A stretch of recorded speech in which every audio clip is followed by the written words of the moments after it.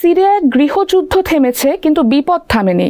দেশটির বিভিন্ন এলাকায় পুঁতে রাখা ল্যান্ডমাইন ও অবিস্ফোরিত গোলা বারুদের বিস্ফোরণে প্রতিনিয়তই হতাহত হচ্ছে সাধারণ মানুষ, বিশেষ করে শিশুরা। গত বছর উত্তর পশ্চিম সিরিয়ায় নিজের বাড়ির কাছে খোলা মাঠে ছোট ভাইদের সঙ্গে খেলছিল 10 বছরের মোহাম্মদ। হঠাৎ মাটির নিচে আধা পোতা খেলনার মতো কিছু দেখে সে খুঁড়তে শুরু করে, কিন্তু সেটি ছিল একটি অ্যান্টি পার্সোনেল মাইন। বিস্ফোরণে মোহাম্মদ গুরুতর আহত হয়, সঙ্গে আহত হয় তার 2 ভাই, 8 বছরের আব্দুল ও 5 বছরের আজম।